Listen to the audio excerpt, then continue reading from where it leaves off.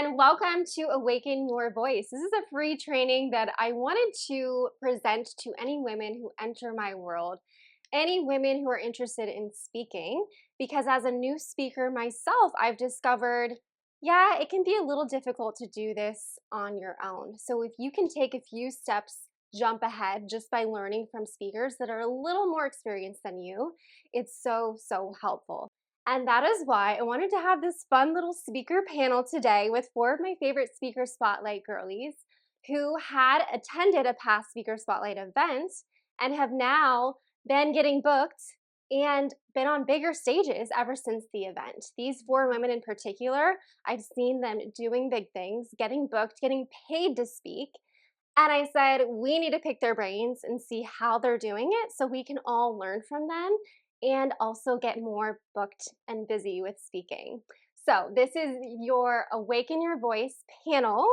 Today I have, oh my gosh, some of my favorites: Andrea, Alexis, Alacia, and Kayla.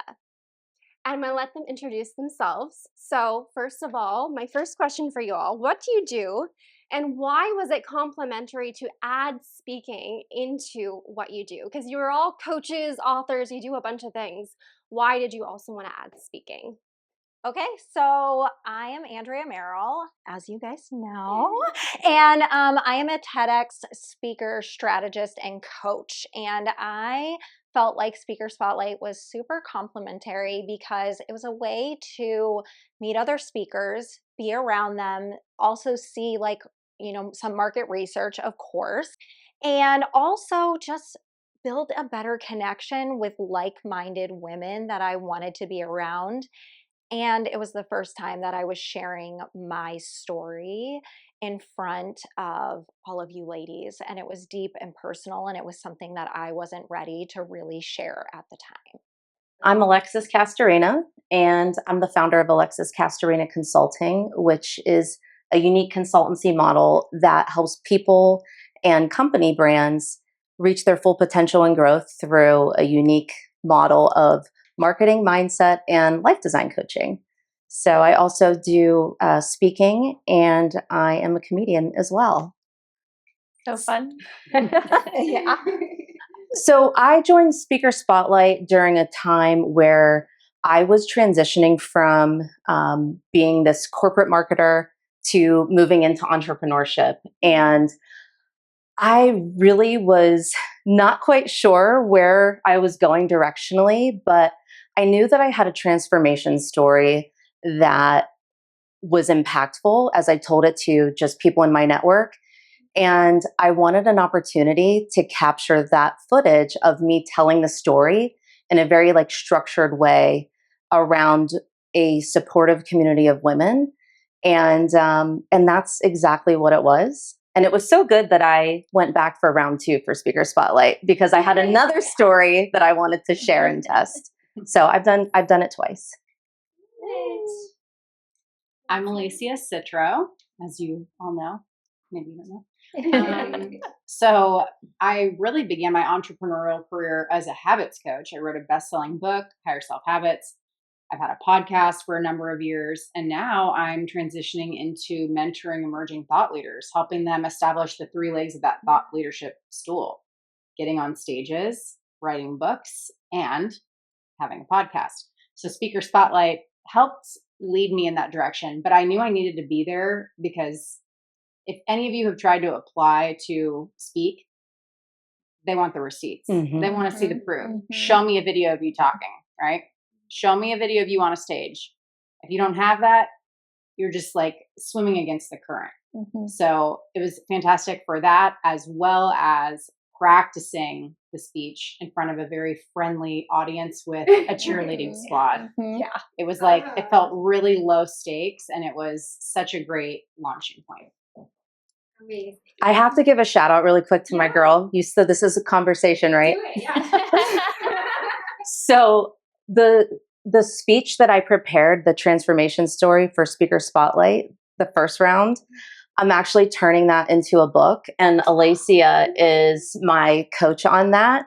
And she hosted a fabulous retreat in Sedona last month. And I couldn't be more grateful. So I just wanted to share that like your story could actually be evolved into multiple media types. So How yeah. cool too that if you hadn't prepared it for Speaker Spotlight, like you'd write a book, but like it might be totally different. Yeah. That is really Yeah. cool circle. Yeah. So thank Love you. that. Congratulations. Thanks. I'm Kayla Adamson. I am a real estate agent on the East Coast of Florida. So fun. For several years, I spoke a lot, helping other realtors, curate their skills. And I decided to join Speaker Spotlight to step into a different arena of talking about boundaries and conquering hard conversations and talk about more than just buying and selling houses. And Speaker Spotlight provided me a platform to do that. And again, get receipts to book other stages. So in the end, it was probably one of the best things I did for my speaking side of my career. Aw. Okay, ladies, I love this. So it sounds like speaking is really complementary to a lot of different industries. We have a couple authors, soon to be authors, right? You're a speaker coach, so that's complementary. But I think that when a lot of people sign up for events to speak, they think that, oh, only people that speak full time get these stages. And we're out here to prove that no, we all have a very important story to share. And we all want to get on stages and speak too, even if it's just a piece of our business. So let's go ahead and move on. When you all signed up for Speaker Spotlight, it sounds like you wanted the receipts.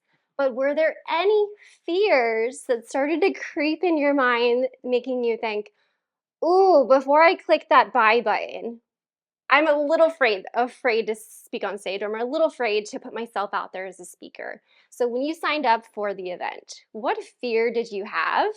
And have you since overcome that? I really love this question because I feel like fear, where it comes from, is like it's a deep place, right, within us. What fear is like we're wanting to go outside of our comfort zone, but then here come fear, right, psychologically hitting us. For me, it was my trauma that I've been through when I was a child, bringing that in front of women that could possibly work with me. And the people that were going to hear this, would they want to work with someone that has been through this much trauma? Because at this point in my life, I had been the perfect girl and put on the brave face and act like I have it all together. And when deep down inside, I didn't have it all together, I mess up every day. I have 5 beautiful children. I trip and fall. I pick myself up again. And all I thought was, are these women going to judge me for what I had been through? And also, have I grown through what I've been through as well, too? Are these deep wounds that I'm going to resurface and now re-traumatize myself? So I have to say those were the fears that really came up before. Now, obviously, it ended up being so beautiful. And it was a deep, intimate space where I was able to really share. And at the end of the day, when I had shared these on social media, I got an influx of people that were like, thank you so much for being so brave to share your story and do this. So coming out on the other side, it was absolutely beautiful. I was used to speaking again in like a corporate environment with my trusty PowerPoint that I could be like looking to and referencing. So I was nervous to get on stage without any type of visual and really speak to an audience relying on my memory and storytelling skills. So that to me felt like, oh my gosh, I don't have my security blanket of my slides and I'm doing this without any support. And so I was going through a lot of doubt in terms of what if I totally just black out while I'm up there and forget what I'm saying? And how is that going to make me look to women I don't know who it felt very intimidating going into that room? You always peruse other people's social media accounts before you go into a room. And, a lot of us have challenges with do I belong in this room? And so I was going through a lot of that. And the other part for me was I had not at that point told the story of how I transitioned from corporate to entrepreneurship. Mm-hmm. And I had so much shame in that because I got fired. And it was really devastating. It was a blind side. And you'll read more about that in the book. But I was like, holy cow, I am going to be not only going through all these other things, but I'm ripping the freaking Band-Aid off. And this is the debut where I'm like challenging my shame and just putting it all out there and capturing it on video. So that was another just challenging experience for me and stepping outside of my comfort zone. But once I did it, it felt so damn good. Yeah. I had two. Okay. The first one was like all of my crap around perfectionism. You know, I joke I'm a recovering perfectionist, but I don't know that I will ever fully be in recovery. Let's just be real. So one of the things I was really nervous about was like face planting on stage, literally because I had really high heels, but also like just blanking out. And I did have a couple moments where I was like, ooh, that thought up and left. I hope it will come back. And I kept, the security blanket of slides. I had the security blanket of my speech on a stool next to it because I was like, I just might need it. And sure enough, I did. Now, since then, I hired a speaking coach. It's like, it's no big deal to memorize it. I just did a 45-minute keynote on Friday, rocked it. That's right. It was awesome. It was awesome. And there wasn't even one moment where I stumbled for 45 minutes. So you will get better. So if screwing up is something that would hold someone back, like maybe you will, but again, it's a friendly environment. Get your reps in. Then the other one was like ROI, like, oh, like, should I like invest in like the hair, the makeup, like coming to it, right? If you have a coaching product to sell, a course to sell, a retreat to sell, if you can sell that from stages, you are going to get so big of a return back. Oh, yeah. The amount of people that I have had come into retreats, that have bought books, it's turned into other things, it's like a very, very good return. So if that is a hesitation, click buy. Yeah. That's so helpful. Thank you. Yeah. One of my biggest fears was how intimate the experience was. I've spoken on large stages, 500, 700 people, and I've even preached a sermon in Africa where females weren't allowed to preach. I was the only female who ever preached a sermon in that big church. But then getting on stage at Speaker Spotlight, and it's a way more intimate, and these ladies give you their undivided attention. So it's not like when you're at the big conferences and half the people are on their laptop, like they're there, they're ready for you, they're cheering for you, but that's intimidating. But it also allowed me to grow into a better speaker than I was before. And you really need both ends of the spectrum. If you want to be on the big stages, you absolutely need to get in more intimate experiences to where people are actually focused on you to help you grow and give you the feedback you need to grow, if that makes sense. So it sounds like a lot of us had fears surrounding just judgments of other people and the way we showed up. Maybe them saying that we weren't perfect, or we forgot a line we were going to say because it wasn't on a slide, right? Or they noticed that we stumbled on a word, or whatever the case is. Judgments from other people were scary. But then once we did it, we did the darn thing, it's almost like this weight off of your shoulders, right? I know when I spoke at the first Speaker Spotlight, I shared my personal story and some of the traumas that I went through, similar to you sharing your family stories, right? And afterwards, it was like, okay, I got the story out. I had never shared it with anyone besides my husband. So it just felt like such a weight off my shoulders to finally release it. And it no longer holds that fear over you because you've done it and it's not as scary the next time, right? Absolutely. So I thank you all for sharing, because I know a lot of people getting into speaking have the same fears. And I think the lesson is feel the fear and speak up anyways, because it will just get easier each time. So thank you all for sharing. So next question, I want a 1-sentence response. Okay, so think about it. After speaking at Speaker Spotlight, and as you reflect back on that experience, what was your number one biggest lesson from it in one sentence? That's a challenge, just to keep it short and sweet. Do we need to go? Yeah, I can go. I already know what I'm going to say. Yeah. My biggest lesson with Speaker Spotlight was to give myself a 45-minute buffer in a new place, because I ran late to a brand new event with brand new people. And thank goodness they showed me grace and were really, really nice about it. But the worst thing you can do as a speaker is show up late. Like, you absolutely do not want to be the speaker that's late anywhere. And in new areas, you don't know their traffic patterns, and traffic was horrible. But then not only is being late a bad impression, but then I was super frazzled when I got on stage to speak.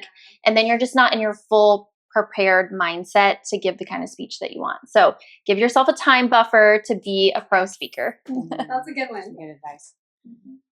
I think mine is just that you're more prepared and you have more to share than you think you do. Mm-hmm. I want to go on, but you said one sentence. So. Oh my God, I forgot you said one sentence. That's okay. We love you. We're talkers. That's what the podcast is for. Yeah. I know, we like long form. One sentence lesson. Mhm. Mine would be prepare more than you think, comma. That's what she said. Or just semicolon. Yeah. Get an extra Yeah.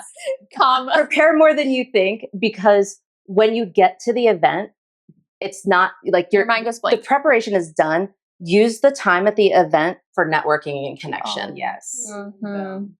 Great Mhm. advice. That's good. Man, I'm still struggling, guys, because I have so many. I think the biggest lesson was I actually enjoyed picking out an outfit. Like, be uniquely you, because I know a lot of us try and fit in a box, but for me, I really enjoyed picking out the outfit. Yeah. Yes. Sorry, that was long, but yes.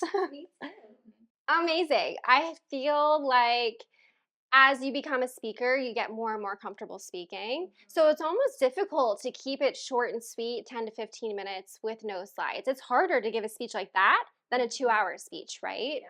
So having that practice ahead of time and being extra prepared to be able to keep it short and concise and make sure everything you're saying is important for the audience to hear, and you're not just going up talking about yourself the whole time, right? It's like, what is the most important takeaways for them? It's a challenge, and I think that's part of why Speaker Spotlight is 15 minutes only, no slides. Like, you're going up there to improve your storytelling ability, right? So we're going to move on. We've now talked about you all and some fears you overcame, but I want to get into the juicy details now of how you're getting booked, because that's probably the biggest question I get. And the biggest thing I am working on as well as a brand new speaker is, how do I get booked more? And I specifically chose you because I see you getting booked, and you're sharing your wins of getting booked and getting paid and doing a big keynote soon, and you're traveling all over the world now speaking, and you're doing more and more conscious comedy gigs, and I love seeing this. So how are we doing it? So the next question I want you guys to answer is, you can make this a longer answer, okay? But what are a couple speaking gigs that you have booked since Speaker Spotlight? And kind of include how having your receipts has helped you book those, your photos, your videos, your testimonials. Did you use those to help get booked for these gigs? This one's fun. I have totally enjoyed booking more opportunities and getting on bigger stages that I never thought would be possible. Like, I was just on Kelly Roach's stage, and it was intimate. We were able to ask her lots of questions. It was a live podcasting as well. That was phenomenal. And then also, I was at the No event. I had a very big workshop that was actually the only workshop that was booked out. And it was filled to the brim, as in people were standing in the back, people were sitting on the floor. Amazing. Phenomenal. It was so cool. Yeah. So the way that I get more opportunities and bigger opportunities is, I am using Speaker Spotlight footage and photography. I am also making sure that every single speaking event that I'm doing, it is getting recorded and getting photos, I'm getting video. 100% you need those things if you're wanting to monetize and grow, which I always suggest you do from that. I have now gotten paid higher gigs, which is super cool. And then I'm actually booking even bigger stages in the near future. Also, Kelly Roach just brought me on and being at all of her events that are coming up this year. So, wow. huge opportunities. Yeah. Also, making sure that you have a sizzle reel, which you can do from the videos from Speaker Spotlight, is phenomenal. And just make sure that you have a really good pitch deck. I think that's also important. And also reaching out and finding the opportunities. There's lots on Instagram, they're on Google. Just searching there, you're able to find those opportunities as well. Amazing. Congratulations. Thank you. Can you explain to everyone what a pitch deck is? Yeah, a pitch deck is pretty much you are selling yourself. So in a way, we are storytelling on this pitch deck. We're telling them where we've been, we're showing photos, we're showing our credentials. Why is it that you even care to have me at the event? You're going to have all that on there, as well as your speaker topics that you speak on. And then, of course, you can have different topics, but have this same major keynote that you give every single time, because you're going to get better and better at it instead of recreating as well. That's something that I'm honing in on my talk. And I'm saying the same thing, but it's growing and it's turned into a phenomenal keynote now. Amazing. And one Yeah. more question. So let's take one example. How did you get connected with Kelly Roach and get booked by her? Did she reach out? Did you find her? How did you apply? Yeah. Okay. Social media is phenomenal. And I think we are underutilizing it as speakers. When I started sharing from Speaker Spotlight, and now I've been getting more speaking gigs, they had seen all of that, as well as another guy that I've gotten connect to. His name is Dennis Postema, and he helps people become a celebrity in their niche, but he also works with the celebrity speakers that we all are like, we want to be around. Well, he reached out to me because he saw what I was posting and he goes, oh my God, I've never seen anybody do what you do in the way that you do it with a psychology degree. Right. I have got to have you in my back pocket. Well, I became his speaker coach, who in return he told Kelly Roach about, and now is telling like David Goggins and Andy Elliott all about me to be at their events. Wow, that's awesome. Yeah, thank you. Yeah, of course. How do I go after that? Because it's such a vastly different story. So I have been getting booked really just through word of mouth. The topic that I spoke about at the second Speaker Spotlight was about conscious comedy, which is about how we really use humor as a tool for transformation and healing. And it was a unique topic in that it got a lot of interest from people in a few niches. So I 100% agree in the power of social media. However, I have not been in practice of that. As Alacia mentioned about just perfectionism, and this is just real talk. I've been so in my head about what I want my offer to look like, really how I want my brand messaging to be, and really like what is my thing. So I've been continuing to spin my wheels a bit on that, because after I left corporate, I'm really trying to bring together all of my strengths, all of my passions into like one offer, which is why my consultancy is unique. Yeah. It's marketing strategy, it's mindset. After Speaker Spotlight, I got a certification in neurolinguistic programming. So like I've been doing all of these other things in addition to stand-up comedy. So I've been hesitant to start putting out footage because I'm still trying to figure it out in terms of what my message is, who my true target audience is. So all of that to say, I have a backlog of footage and content that I now need to strategically place into a content marketing strategy. So I've just been very intentional about not necessarily just putting things out there. Because if you look at my page right now, people probably just think I'm a comedian. I mean, really, that's what it is. So there's more to it than that. And so I've been very intentional about like the timing and the milestones of things. So all of that content is going to be leveraged through through a few key moments. So a long-winded way of saying, I've gotten booked to speak after Speaker Spotlight through just referrals and word of mouth. I spoke at a fundraising event about conscious comedy and transformation. And just last week, I got asked to do a workshop at a women's entrepreneurship event that's coming up here in June. So I've already just been getting booked. But man, when I have my pitch deck solidified and I become more proactive, I know that all of the content and just all of the connections are really just going to take off. Yeah. Absolutely. I think that going back to like perfectionism, sometimes you have things done, but you're just not ready to share it yet. Right? And I know I've gone on your website. You have a whole speaker page. I know. You have everything, but you're still just trying to get clarity on who you're calling in and what stages you want to book. Yes, because I still have like B2B clients, right? I have an amazing client who hired me to take their brick and mortar operations into the e-com space for direct to consumer. They have a phenomenal product, and I can't wait to share more about that too. So it's like in my heart, I know that I want to do more personal coaching and working with people more. And I still have like a foot in the other world. Yeah. So I just don't want to confuse the message, and I've been feeling that out. So it's an evolution, and something that I think is amazing is that we're always going to be rebranding ourselves, and you'll learn more about that too. I was just going to say, don't you have a book coming out on that topic? Yes.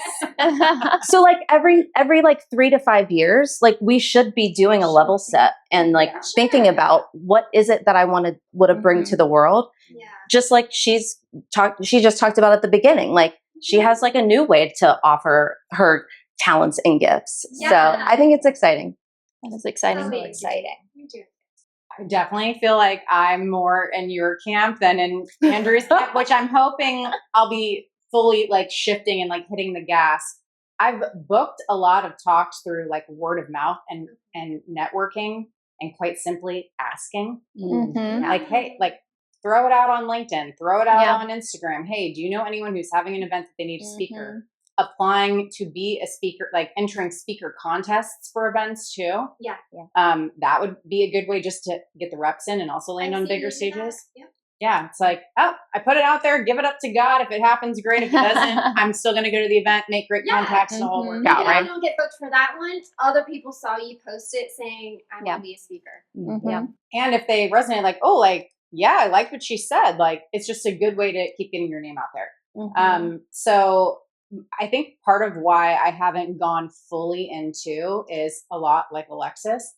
I'm continuing to refine because my message really up until this point has been all about habits. Like habits are the invisible architecture of your life. How do we as women make them work for us? Because our approach needs to be a little different than the way that the boys handle it for reasons that I won't go into here. Buy the book.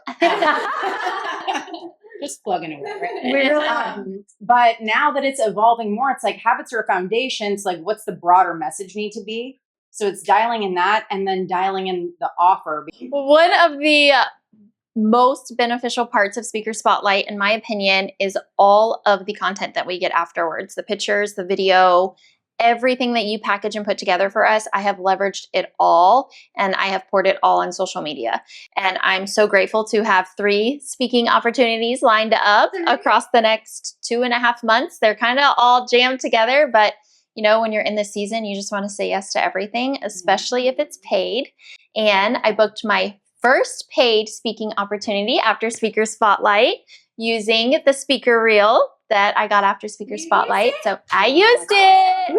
Woohoo! So grateful. It's really invaluable to have whatever your niche area is that you're trying to sell packaged in a way that you can leverage pitching yourself to get speaking opportunities, because there's so many people out there that want speaking opportunities. Yeah. And a lot of people aren't as prepared as we are. So that's one of our superpowers, is having the speaker reel or the speaker sizzle, the pitch deck, a certain resume that really leverages our speaking keynotes and topics and our area of expertise. And I've really just leveraged that. Can you tell us more about the big stage that you're the keynote at? Yes. And in particular, how did you land that one? Was that the one you used the video for? And it is. Are you comfortable sharing like more details about what you're going to be doing there? I am the headline speaker for a conference in July in Greensboro, North Carolina, which is super exciting because I live in Florida, so I get to fly out of state, which is completely covered. Hello. So happy about that. And it is 150 realtors. I'm going to be talking about conquering hard conversations and setting boundaries because that's one of my superpowers. And I talked about bossy boundaries at Speaker Spotlight, and I got a beautiful reel about that speaker topic from you after Speaker Spotlight. I used that to leverage. I don't know how many people I was up against, but I went through like a 3-phase interview process. Oh, wow. That also included a Zoom. Yes. Okay. I gave them 2 different packages, that there was a lower price point and a higher price point, and I earned the higher price point. Nice. So I'm very, yes, I did earn it. Congratulations. Thank you. That's awesome. Amazing. So in summary, it sounds like we are landing gigs based on people we know in person or we've connected with on social media. And just putting ourselves out there more, saying we're a speaker and sharing it so that people see that and putting out the ask, right? Absolutely. I think that so many times people think they can just change their Instagram title to say speaker and then, okay, the speaking gigs are going to start flowing in. And they don't. You've got to really put yourself out there. And in the beginning, I think be open to speaking with perhaps a different energy exchange than money, right? That's the phase I'm in, where I'm going to Hawaii in a few days to speak. I'm not being paid, but I am getting a free hotel room. So, you know, it's still going to be a good learning and growing experience for me, right? Do you guys agree? I mean, just kind of like, we can just like casual chat. Do you guys agree? Sometimes people say, oh, and like, don't ever accept speaking gigs for free. I think that if you're going to get something from it, video or just the experience of being on a bigger stage or getting to be on the same stage as someone big, you can kind of weigh out, is the opportunity worth it? What do you guys think? Yeah, I would say it's definitely worth it. I think you have to assess the actual scenario in and of itself. Yeah. But you mentioned that money is an energy exchange, and there are intangible values outside of currency that being a speaker at certain events will gain for you. And we talked about a lot of the networking. So I would look at the relationship capital that is part of being a part of some of these events. So if you take your ego out and you put yourself in the role of, you're still learning perhaps, and you didn't get all the reps in that you need to earn like the high paid speaker coveted spot. But you know that being at that event and having people see you on stage, and if you take a strategic approach to exactly what you want to gain while you're there, what the outcome is that you're looking for, you can leverage those events in a way that isn't necessarily money in your bank, but it's a deposit into future opportunities and relationship building. Well said. Well said. It's like you're a writer or something. Love it. Yeah, I agree. I think free events are an absolute opportunity for you to get in front of an audience. Yeah. It's about building the reps. It's about feeling comfortable. It's about making connections. There's so much more than just money.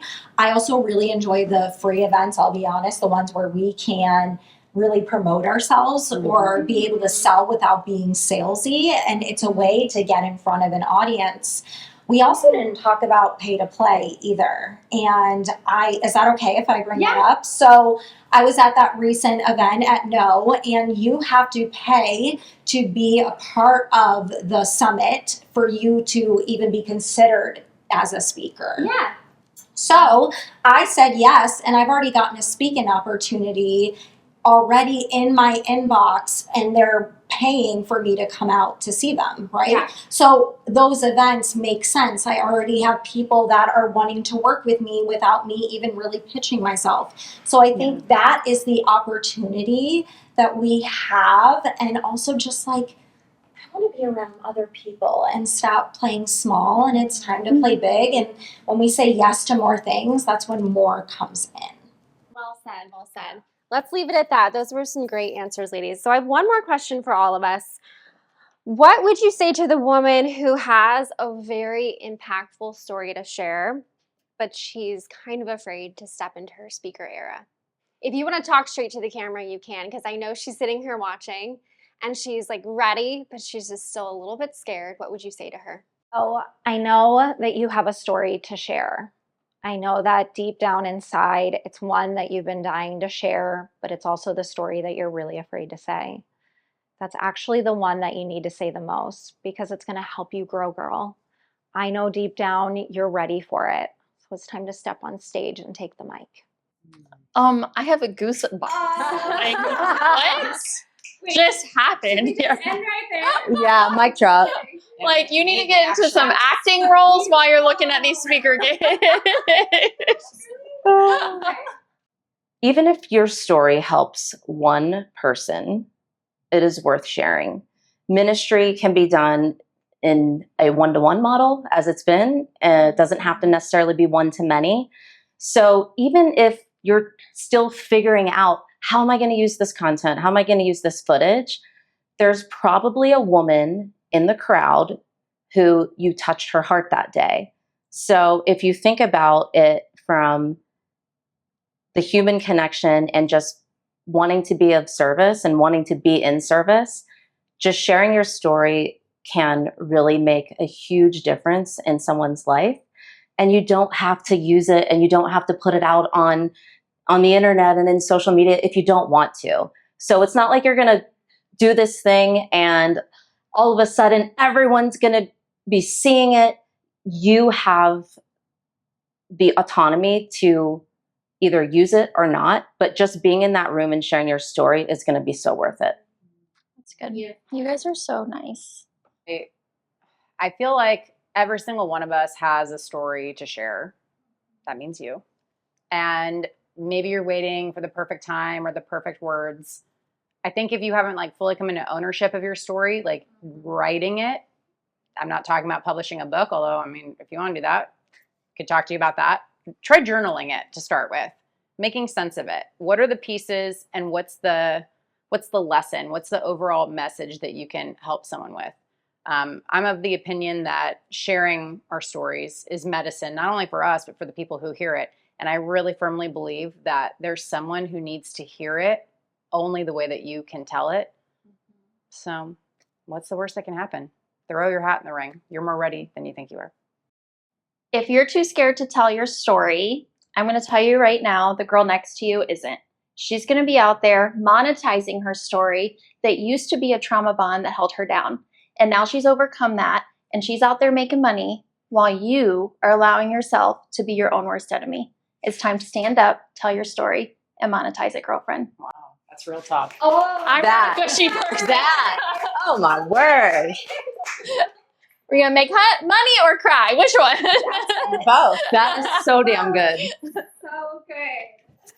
Well, thank you so much, ladies. And to anyone watching, thank you for watching this panel. Aren't they amazing?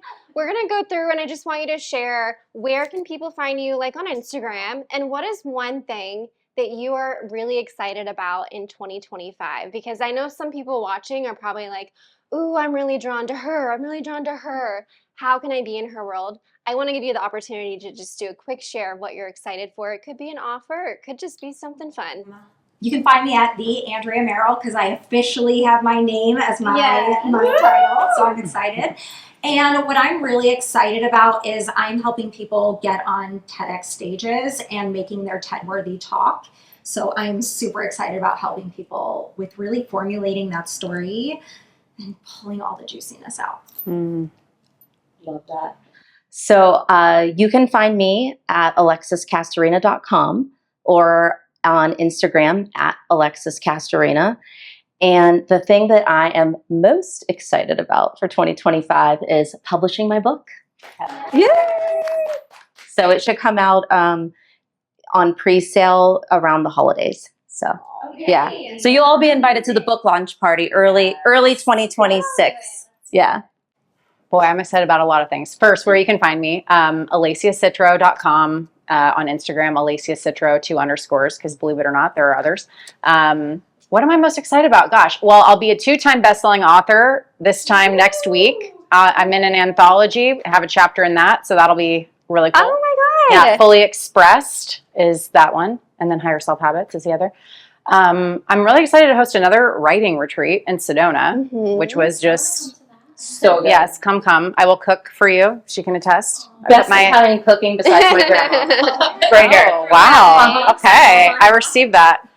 And then I'm really excited to launch an offer around thought leadership, like packaging like a collaborative book or anthology, as I've come to learn it's properly called, helping you launch your podcast and streamline it, helping you get on stages. So I'm like in the trenches with everyone, and I think that's going to be amazing. And you might can't wait. That. We shall see. But Steph that's so might be exciting. helping with speaker reels, just saying. So yeah, it's going to be a great year. You can find me at the Kayla Adamson on Instagram. I'm really excited for my Stay Bossy movement to just continue to thrive and flourish across the whole U.S. for realtors. And a lot of people don't know this, but I grew up in foster care. So it has been on my heart to create a new way of coaching for women in real estate, a more accessible way for coaching. So the Stay Bossy Lounge is launching in 2 weeks, and it's only $47 a month, girlfriends. So anyone can leverage this coaching community, even if you're in the trenches and not making all those sales yet and you're on a budget, you can have this. Amazing. Well, thank you, ladies, for being here. And for those of you watching, you're now on the Speaker Spotlight waitlist, which means you're showing interest of maybe joining the next event. So make sure that you stay tuned on your inbox when I share any announcements of when the next event will be. But Speaker Spotlight is just a great opportunity to not only get those reps in, get the practice in, right? But you also walk away with videos, photos, testimonials from the audience, and something really special that I just got chills before saying. You also walk away with new friends in the speaker community. I never realized that Speaker Spotlight would kind of like be these new friendships of women speaking. And the cool thing about being a part of this community is just that we can support each other. When someone's speaking and I can't attend, I'm going to show up and cheer you on, like I went to your comedy show. Or, you know, if someone has a speaking gig and there's an opening for another speaker, we can throw each other's names out there. It's just a really beautiful community. So I'm so glad that you're now in our little circle here, and I hope to have more of you on the Speaker Spotlight stages moving forward in the future. Thank you so much for watching, and we'll talk soon. Cut.